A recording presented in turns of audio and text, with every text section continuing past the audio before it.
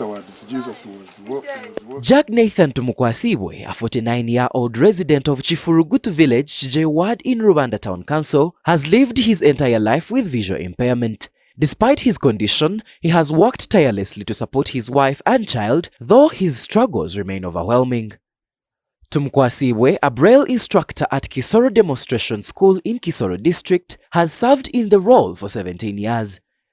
His job requires him to be away from home during the school term, only returning to Rwanda during holidays if he can afford transport costs. He can only afford food and clothing while in Kisoro, making it difficult to provide for his family's daily needs.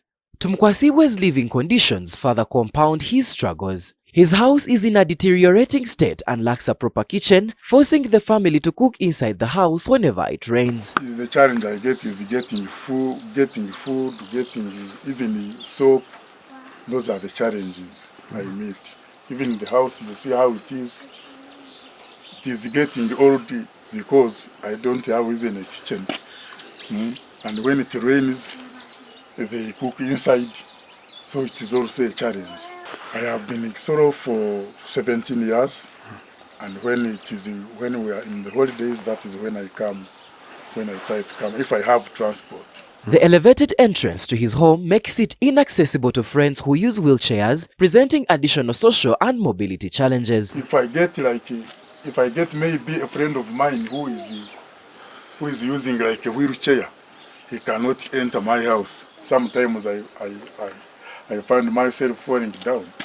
I am working in Kisoro as a Braille instructor, but working for little money, which cannot assist me as far as this family of mine, which I have, is concerned. So, if I can get maybe other people who can assist me, maybe to start maybe another business, I can try. Otherwise, I'm not, even I'm working in Kisoro, I'm not okay. I'm working for just 80,000, and that is where I get food, that is where I get even clothes. So you see, it is very little. I can't get what I need in full. His inability to own land adds to his vulnerability. Since his parents sold all their land while he was young, he has no space to cultivate food for his family. His wife depends on her parents' land for farming, a situation that leaves them with little stability. They were just eating, because for me, I was paid for by the Kabale district. But when I reached in the senior 4, it dropped. It said, we are no longer paying for you. My wife gets food. My wife gets food from her parents' land, and finding that I don't have the land, you see, it is also a challenge. But if the parents stops the wife to go and grow food from there, what can I do? It's also a challenge. At the age of 15, Tumukwasibwe developed hydrocele, a condition that causes swelling in the scrotum. Financial constraints prevented him from affording the 1.5 million Ugandan shillings required for surgery at the cheapest available health facility. As a result, he endured the condition for over 30 years without treatment. I was born blind, and when I was about 15 years, I got that condition of having hydrocele. And I failed to get somebody to assist me in operating, because I went to, they asked me to pay like 1.5, and I couldn't get it. In August 2023, Evelyn Nsimachikafunda, president of Green Environment Promotion GEP, announced a medical and surgical camp at Muko Health Center 4. During a burial ceremony, Tumukwasibwe's condition was brought to light. A year later, in August 2024, he received a call from Chikafunda inviting him to attend the surgical camp. When I was at burial somewhere, I met this honorable Nsima Yovaruni, and she talked about people whom she had been helping, about operation work conditions. Then after I talked to her, and she promised to help.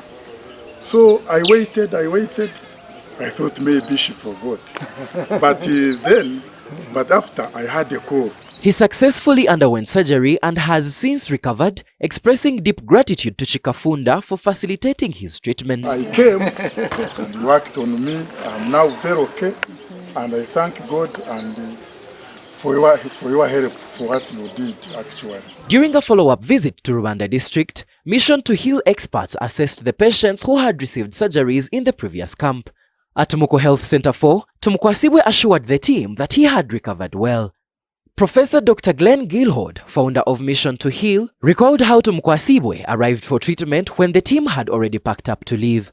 However, due to their commitment and their connection with Chikafunda, they decided to unpack and successfully operate him. So we unpacked, having already been operating here for a week.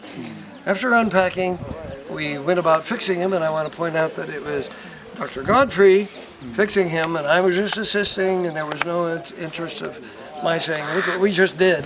No, in fact, this was a community effort. Number one, I would say, is Evelyn bringing him in. Number two was his persistence in hoping out for this. And now look at him. He is the reason we are here. And in fact, we hope there are many more like you.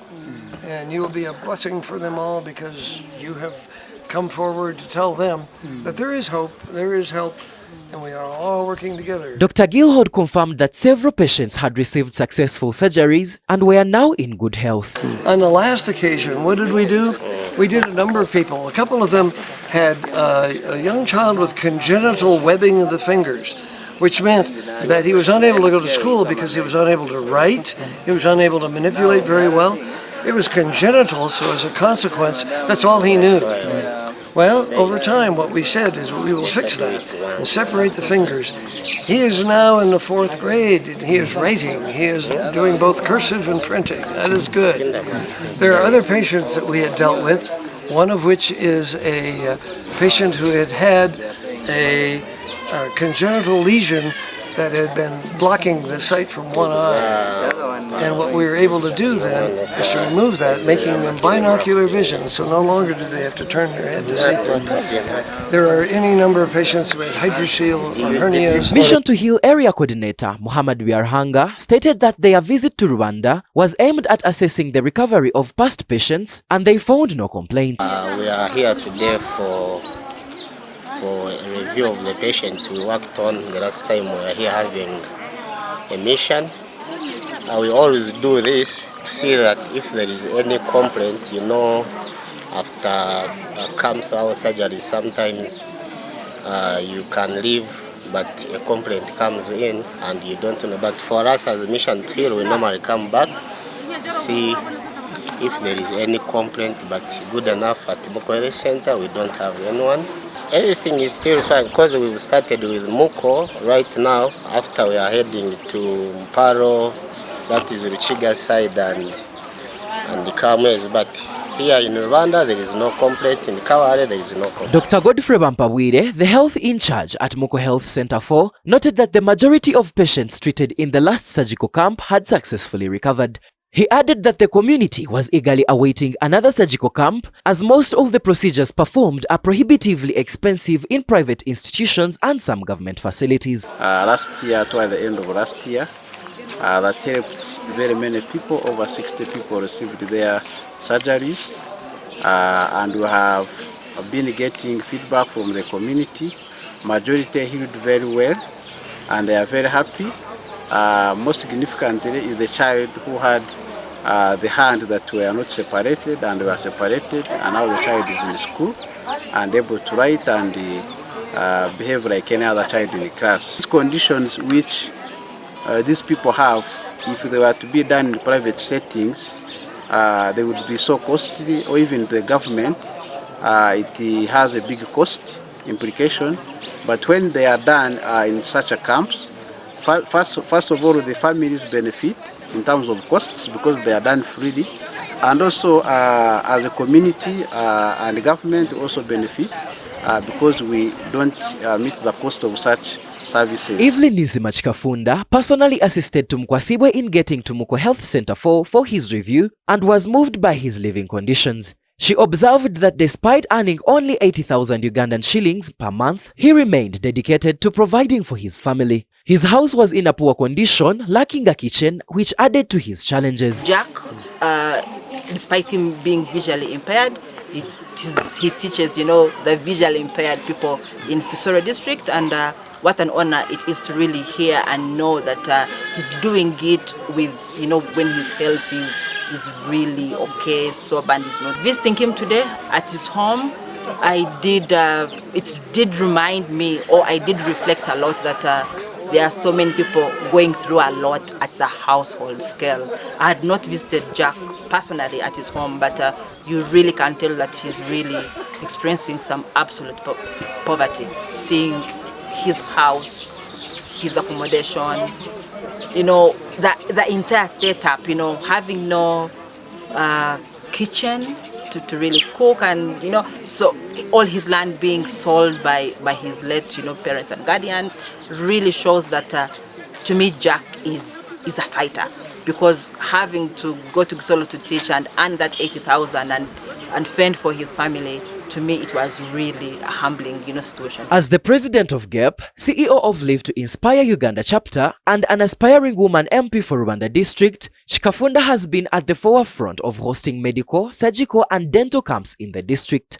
Through these initiatives, thousands of people have received free medical treatment over the years. This story was compiled by King Solomon Twinamasko and Norbert Nyamhachi for Kigezi Television.